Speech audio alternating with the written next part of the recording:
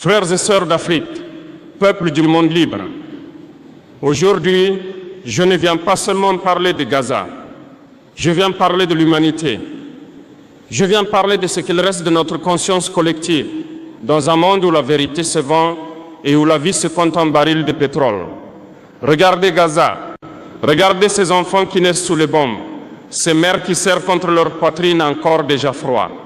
Regardez cette terre réduite en cendres et demandez-vous comment l'humanité en est-elle arrivée là. Pendant que les bombes tombent, le monde détourne le regard. Pendant qu'un peuple crie, l'Occident met ses casques, ferme ses écrans et parle de droit à se défendre. Mais dites-moi, où est le droit des enfants? Où est le droit des peuples à respirer, à vivre, à exister? Ce qu'ils appellent conflit, nous appelons cela massacre. Ce qu'ils appellent dommages collatéraux, nous appelons cela crime contre l'humanité. Et moi, je vous le dis aujourd'hui, Gaza n'est pas seul, car chaque bombe tombée sur Gaza retombe symboliquement sur l'Afrique, sur nos mémoires, sur nos propres blessures. Car Gaza, c'est aussi le souvenir de nos villages brûlés par le colon. C'est la voix de Patrice Lumumba, réduite au silence. C'est la souffrance d'un continent qu'on a voulu diviser, exploiter, affamer, pendant qu'on lui parlait de civilisation. Oui, Gaza, c'est l'Afrique d'hier. Et l'Afrique d'aujourd'hui, c'est Gaza sous un autre nom. Mes frères, mes sœurs ont voulu faire croire que cette guerre est loin de nous. Mais non, quand l'injustice frappe un peuple, elle menace tous les peuples. Quand on autorise un pays à détruire tout un peuple au nom de la sécurité, c'est notre propre futur qu'on enterre. Voilà pourquoi je parle. Voilà pourquoi ma voix dérange. Parce que dire la vérité aujourd'hui est devenu un acte de guerre. On veut enterrer Gaza comme on a voulu enterrer Sankara, Lumumba, Nasser, Kadhafi. Mais on oublie une chose, la vérité ne meurt jamais. Elle traverse les bombes, elle traverse les siècles, elle renaît dans chaque conscience éveillée. Et moi, au nom du peuple africain, au nom de tous les peuples opprimés, je dis Gaza vivra. Et ce monde de mensonges tombera. Regardez Gaza. Pas à travers leurs secrets, pas à travers leurs chaînes d'information qui comptent les morts comme on compte des statistiques. Regardez Gaza avec le cœur.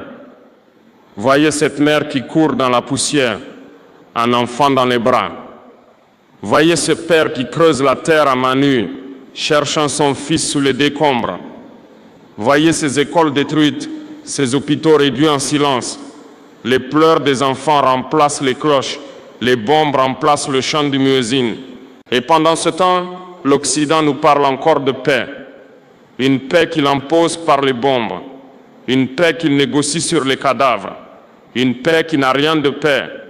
Car là où l'injustice règne, la paix n'est qu'un mensonge diplomatique. Frères et sœurs, quand je regarde Gaza, je vois le visage de l'Afrique. Je vois la même souffrance, la même solitude, la même trahison du monde. Hier, c'était nos terres pillées, nos enfants emmenés sur des bateaux. Aujourd'hui, c'est Gaza, assiégé, encerclé, affamé. Mais le système est le même, un empire qui se nourrit du sang des innocents.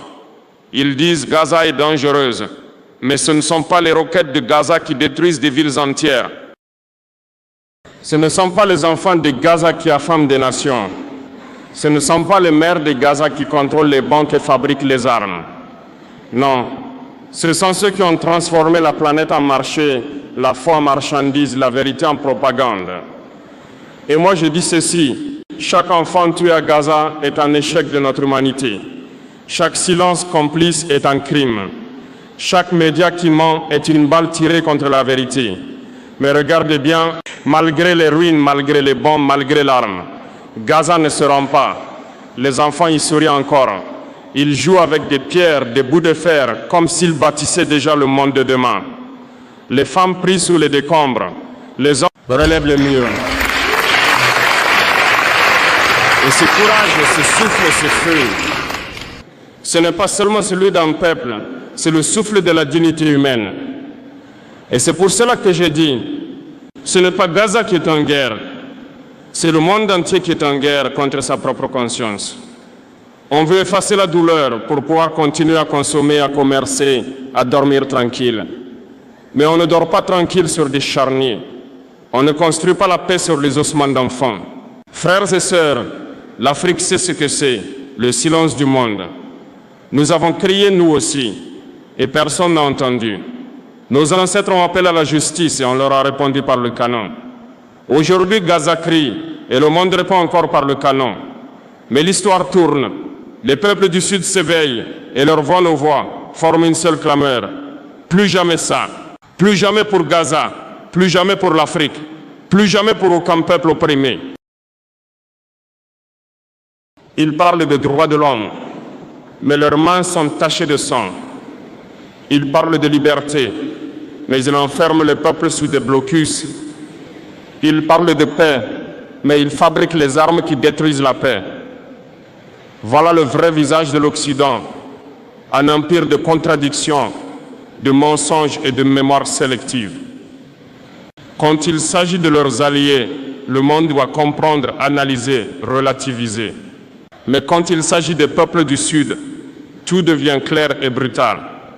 Ils nous appellent terroristes, dictateurs, menaces à la sécurité mondiale. Et moi je vous le dis aujourd'hui, l'hypocrisie est devenue leur plus grande industrie d'exportation. Regardez comment ils pleurent pour l'Ukraine. Les drapeaux, les concerts, les dons, les prières, les caméras du monde entier. Mais quand Gaza brûle, le silence devient leur religion. Aucun drapeau, aucune larme, aucune émotion. Pourquoi? Parce que les enfants de Gaza ne sont pas leurs enfants. Parce que leur peau, leur foi, leur nom dérangent l'ordre du monde. Deux humanités, deux poids, deux mesures. Voilà la doctrine invisible de l'Occident. Ils ont bâti leur puissance sur la souffrance du monde. Et aujourd'hui encore, ils se permettent de nous faire la leçon. Ils parlent de démocratie, mais ils soutiennent les pires régimes, du moment qu'ils obéissent à leurs intérêts. Ils parlent de liberté de la presse, mais toute voix qui dénonce leurs crimes est censurée, effacée, diabolisée. Regardez ce qu'ils ont fait à Julian Assange, ce qu'ils font à tout journaliste qui ose dire la vérité sur Gaza, sur l'Afrique, sur leur guerre. Ils ne protègent pas la vérité, ils la crucifient.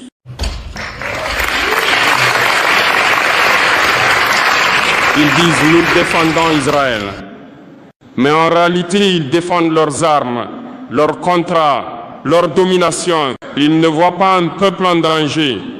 Ils voient un avant-poste stratégique pour contrôler le Moyen-Orient, pour surveiller les routes du pétrole, pour maintenir la peur. Car leur système ne tient que sur la peur. Peur du terrorisme, peur du désordre, peur du changement. Et c'est cette peur qu'ils nous vendent, chaque jour, à la télévision, pour justifier leurs crimes, leurs guerres, leurs mensonges. Frères et sœurs, l'Occident ne veut pas la paix. Il veut la soumission du monde à son modèle, à son histoire, à sa domination. Mais ce modèle s'effondre, car aujourd'hui les peuples du Sud ouvrent les yeux. Nous avons compris que leurs valeurs sont des armes et que leurs promesses sont des chaînes dorées. Ils ont fait croire au monde que les Africains, les Arabes, les Asiatiques avaient besoin de leur civilisation. Mais que vaut une civilisation sans cœur? Que vaut une civilisation qui pleure un missile détruit, mais ignore un enfant mort? Ils ont inventé le mot humanitaire, mais ils ont oublié le mot humain. Protecteur du monde libre, alors qu'ils ont réduit ce monde à un marché. L'Afrique ne se taira plus, le Sud ne s'agenouillera plus, et Gaza ne mourra pas. Parce que la vérité, tôt ou tard, explose toujours dans la face des menteurs. Je n'ai pas peur de leurs médias, ni de leurs menaces, ni de leurs sanctions. Car le plus grand crime, ce n'est pas de parler, c'est de se taire face à l'injustice. Et moi je ne me tairai pas, parce que si Gaza tombe, c'est l'humanité qui tombe. Et si l'Afrique reste silencieuse, c'est notre propre dignité que nous enterrons. L'Occident a bâti des murs pour se protéger de la vérité. Mais la vérité a des ailes. Elle volera au-dessus de leurs mensonges et viendra frapper à leurs portes avec le vent du Sud, avec la voix des peuples qu'ils ont méprisés. Et ce jour-là, mes frères et sœurs, ce seront eux les puissants qui trembleront.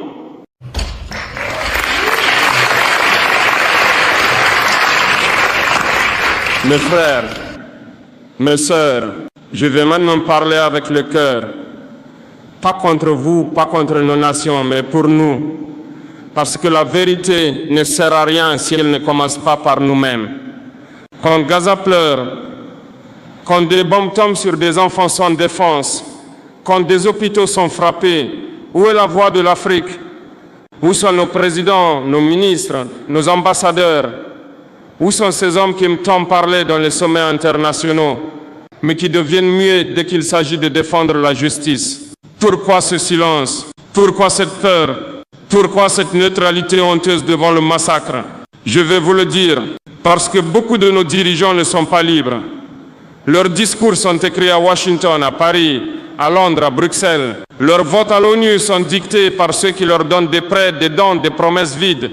Et pendant ce temps, des peuples meurent et nous, les fils d'Afrique, restons les bras croisés.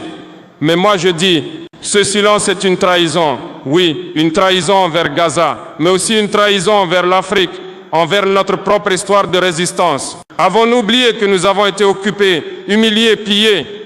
Avons-nous oublié que nos villages ont été bombardés, nos enfants massacrés, nos cultures effacées? Avons-nous oublié nos propres Gaza, nos propres luttes, nos propres martyrs? L'Afrique, qui a connu l'esclavage, la colonisation, le néocolonialisme, devrait être la première à se lever quand un peuple est écrasé. Mais non, certains de nos gouvernants préfèrent le confort de la diplomatie au courage de la vérité. Ils préfèrent les applaudissements de leurs anciens maîtres à la bénédiction de leur peuple. Je n'ai pas peur de le dire. Tant que l'Afrique restera divisée, timide, hésitante, elle restera complice du système qui détruit Gaza et qui demain détruira encore nos propres nations. Car le silence d'aujourd'hui prépare les bombes de demain. Mais il n'est pas trop tard. Ce silence peut devenir un cri. Ce continent peut redevenir la voix du monde. Je ne parle pas de haine. Je parle de dignité. Je ne parle pas de guerre. Je parle de courage. Je ne parle pas de vengeance. Je parle de vérité. L'Afrique doit se lever comme un seul homme, non pas pour attaquer, mais pour dire au monde, nous ne serons plus complices des crimes des puissants. Que nos ambassades parlent, que nos universités débattent, que nos peuples marchent, que nos médias panafricains montrent ce que l'Occident cache. Mes frères chefs d'État, mes sœurs premières dames, vous qui avez encore peur de perdre vos privilèges, souvenez-vous, le pouvoir sans vérité n'est qu'une illusion. Et l'histoire jugera durement ceux qui ont préféré le silence à la justice. Et moi, je le dis au nom du Burkina Faso, au nom des peuples libres d'Afrique, nous n'avons plus peur. Nous ne serons plus spectateurs de l'injustice. Nous serons les témoins de la vérité, les défenseurs des peuples oubliés, les alliés des opprimés. Car si Gaza vit, alors l'Afrique respire encore. Et si Gaza meurt, alors c'est notre humanité qui s'éteint.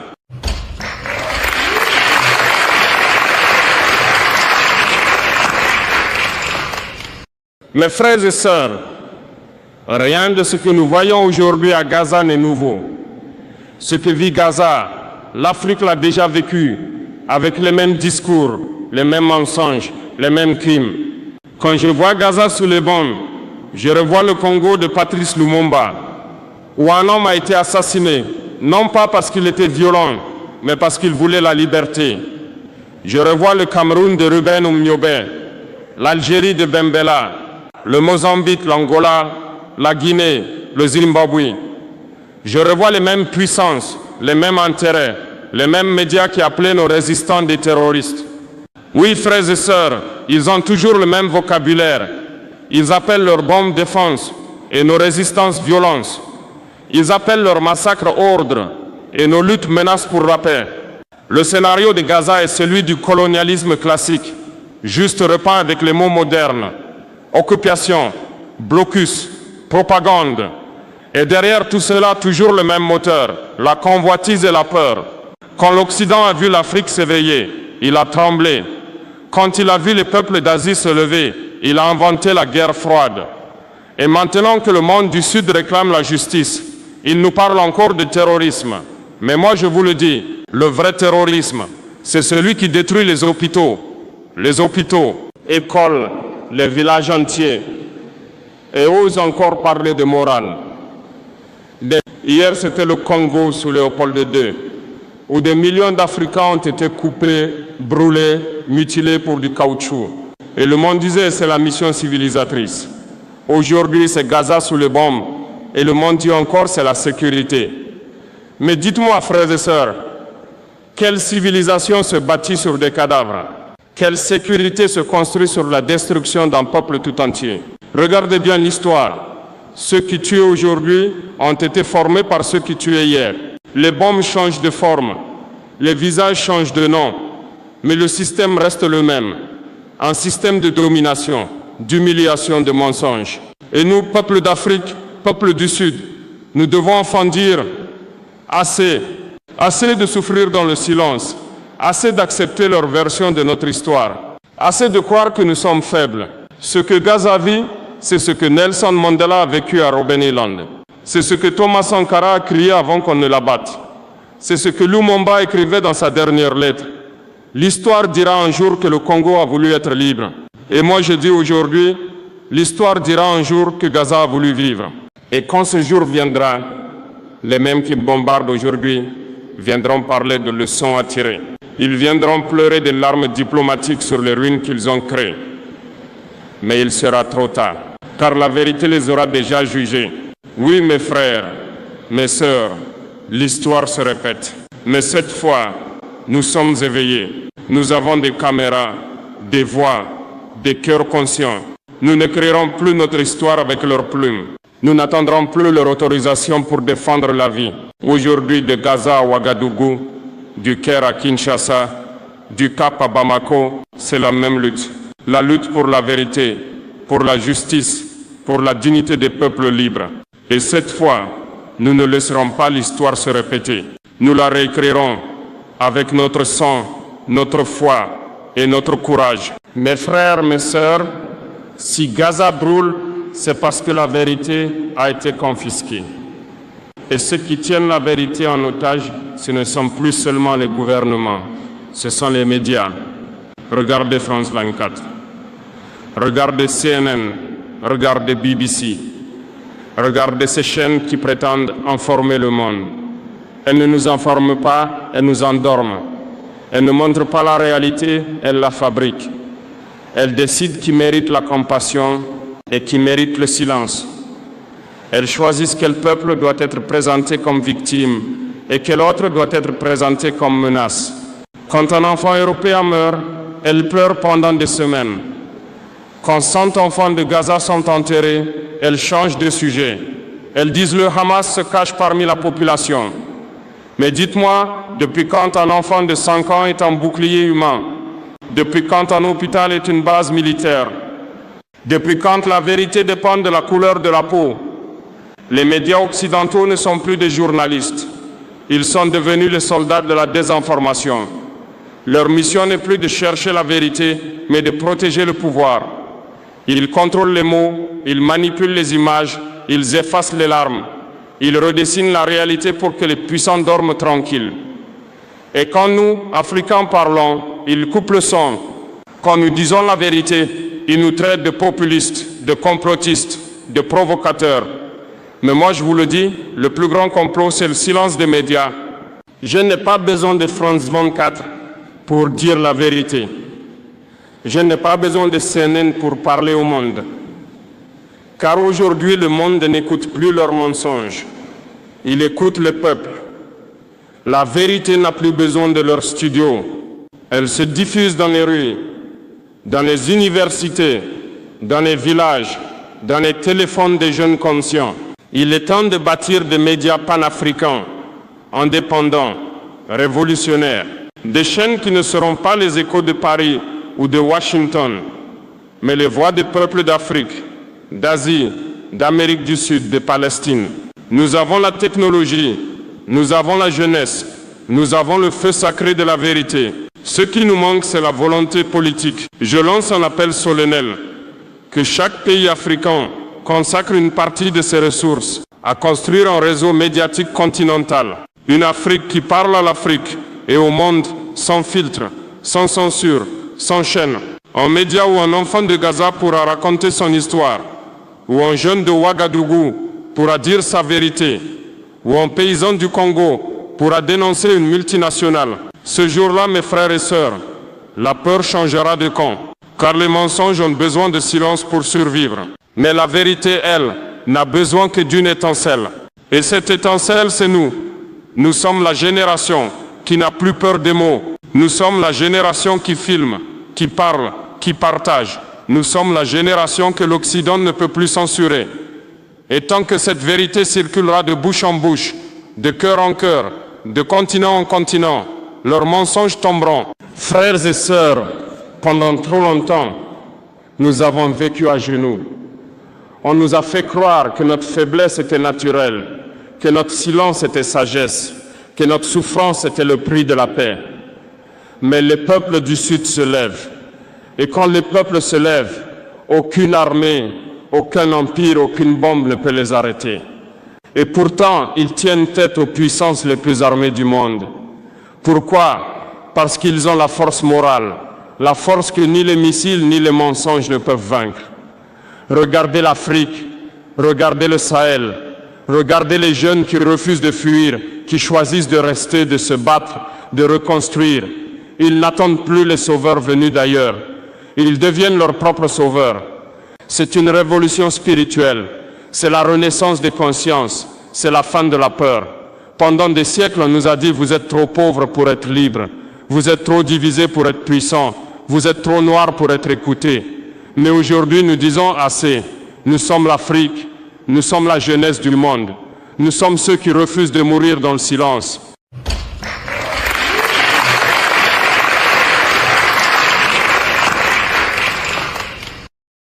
Ce qui se passe à Gaza n'est pas seulement une guerre. C'est un miroir où se reflète la vraie nature du système mondial. Et dans ce miroir, les peuples voient enfin que la justice de l'Occident n'est qu'un masque, qu'il n'y a pas de valeurs universelles, là où l'hypocrisie gouverne, que le droit international n'est qu'un outil entre les mains des puissants. Alors les peuples disent non, non à la domination, non à la colonisation, non au vol des ressources, non au mépris. Et ce non résonne à Gaza, résonne à Bamako, résonne à Niamey, résonne à Ouagadougou, résonne à Kinshasa, résonne à Port-au-Prince. C'est le cri d'une humanité qui refuse de disparaître. Je parle à vous, jeunes d'Afrique. Vous êtes la génération qui voit clair. Vous êtes la génération qui a compris que la vraie guerre, ce n'est pas entre les peuples, mais entre la vérité et le mensonge. Ne laissez personne éteindre votre feu. Ne laissez personne vous dire que c'est impossible. Car l'impossible est le mot préféré de ceux qui ne veulent pas changer le monde. Le temps des discours est fini. Le temps des actions commence. Éduquez-vous, unissez-vous, créez, inventez, bâtissez, parlez. Faites des films, des livres, des musiques, des médias, des mouvements. Transformez la colère en lumière. Et souvenez-vous, chaque fois qu'un Africain se lève pour dire la vérité, c'est un peu de Gaza qui respire à nouveau. Chaque fois qu'un jeune refuse la corruption, c'est un peu de Palestine qui reprend espoir. Les peuples se réveillent, le monde change, les masques tombent. Et bientôt, ceux qui ont cru dominer à jamais comprendront que l'histoire ne leur appartient plus. Car l'histoire, désormais, appartient au peuple. Et quand les peuples marchent ensemble, même les empires tremblent. Mes frères, mes sœurs, ce que nous vivons aujourd'hui n'est pas une guerre isolée. Ce n'est pas seulement Gaza, ce n'est pas seulement la Palestine, ce n'est pas seulement le Sahel, c'est le monde entier qui est entré dans une ère de résistance. Les masques de l'humanisme occidental tombent. Les peuples voient enfin ce que nous, Africains, avons vécu pendant des siècles. Le vol déguisé en aide, l'occupation présentée comme protection et le pillage maquillé en coopération. Ce système impérialiste ne supporte pas la liberté des peuples. Il prospère sur la dépendance, il se nourrit de la misère et il s'effondre dès qu'un peuple ose dire non. Regardez Gaza, regardez Cuba, regardez le Venezuela, regardez le Mali, regardez le Niger, regardez le Burkina Faso. Tous, à leur manière, disent la même chose. Nous refusons l'humiliation. Nous refusons la tutelle. Nous refusons d'être les esclaves du XXIe siècle. Et c'est cela, le lien sacré entre Gaza et l'Afrique. Ce n'est pas seulement la souffrance, c'est la dignité partagée, c'est la conscience que nous ne sommes pas seuls. Pendant que Gaza résiste aux bombes, l'Afrique résiste aux sanctions. Pendant que Gaza reconstruit sous les décombres, l'Afrique reconstruit sous le poids des dettes imposées. Pendant que Gaza défend son droit d'exister, l'Afrique défend son droit de penser librement. Et si nous unissons ces résistances, si nous faisons converger ces luttes, alors naîtra une nouvelle force mondiale, une force que ni Washington, ni Paris, ni Londres, ni Tel Aviv ne pourront étouffer. Car le Sud global n'est plus un terrain de guerre, il devient un front de libération planétaire. Je le dis ici avec conviction, l'Afrique n'a pas vocation à être spectatrice de l'histoire. L'Afrique doit être le cœur battant de la résistance mondiale. Nous devons tendre la main à la Palestine, à l'Amérique latine, à l'Asie libre, aux peuples autochtones, au mouvement de libération du monde entier. Pas pour pleurer ensemble, mais pour construire ensemble, pour bâtir un monde où la souveraineté ne sera plus un privilège, mais un droit. Imaginez, mes frères et sœurs, une alliance sud-sud basée non sur la peur, mais sur la justice. Une alliance où les ressources africaines serviraient d'abord aux Africains, où les richesses de l'Amérique latine nourriraient leurs enfants, où les innovations de l'Asie profiteraient à l'humanité entière. Une alliance où Gaza ne serait plus un champ de ruines, mais un symbole de renaissance mondiale. C'est cela la vraie mondialisation, celle des peuples, pas celle des multinationales. Ils nous ont divisés pour régner, divisés par les langues, par les religions, par les frontières qu'ils ont dessinées. Mais ils ont oublié une chose, la souffrance unifie plus que les traités. Et aujourd'hui, c'est cette souffrance partagée qui devient la force des peuples libres. Je rêve d'un jour où une école africaine portera le nom d'un enfant de Gaza. Je rêve d'un jour où une rue de Ouagadougou s'appellera rue de la résistance palestinienne. Et je rêve d'un jour où les jeunes de Gaza étudieront nos révolutions africaines, comme nous étudions aujourd'hui leur courage. Ce jour-là, le monde saura que la liberté ne vient pas du Nord. Elle vient du cœur des peuples qui ont connu la douleur et refusé de s'y soumettre. Elle vient de ces terres qu'ils ont méprisées et qui aujourd'hui deviennent le berceau de la nouvelle humanité. L'Afrique, Gaza, l'Amérique du Sud, l'Asie libre, nous ne sommes plus les victimes de l'histoire. Nous en sommes les auteurs. Et désormais, le monde se réécrira avec notre encre. Mes frères, mes sœurs, au milieu de cette tempête de mensonges, de bombes et de tyrannie, je lève ma voix vers Dieu, l'Éternel et Créateur de tous les peuples. Car il est un fait que l'homme ne peut cacher éternellement la vérité.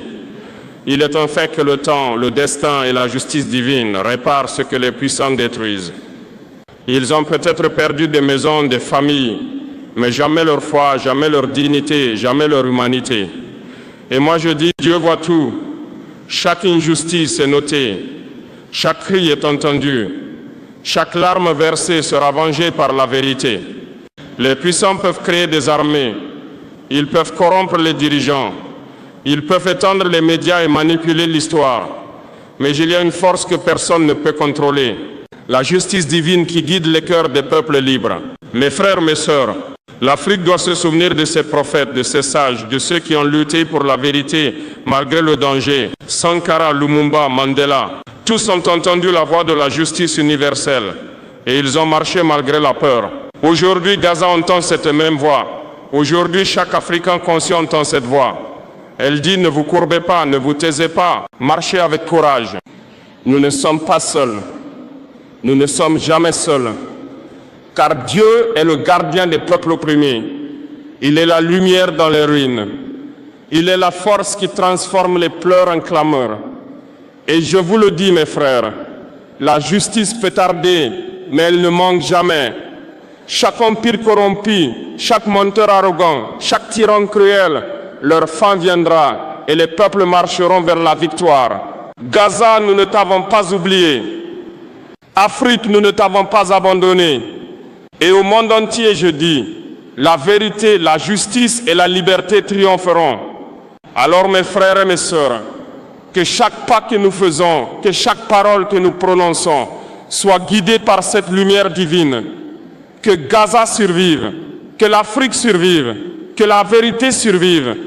Et quand le monde entier se réveillera enfin, il saura que la justice de Dieu ne peut être contenue, ni achetée, ni étouffée. Mes frères, mes sœurs, au milieu des ruines, au milieu de bombes, au milieu de mensonges, il existe une lumière que personne ne peut éteindre.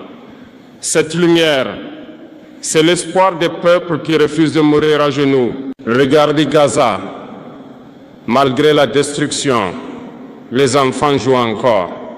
Malgré les hôpitaux détruits, les médecins sauvent encore des vies. Malgré les frontières fermées, les cœurs restent ouverts. Et moi je vous le dis, l'espoir est plus fort que les bombes. L'Afrique, il est temps de se lever. Il est temps de regarder vers l'avenir, de construire un continent indépendant, prospère, libre, un continent où nos enfants n'auront plus à supplier pour manger, où nos voix ne seront plus ignorées, où nos ressources profiteront à nos peuples.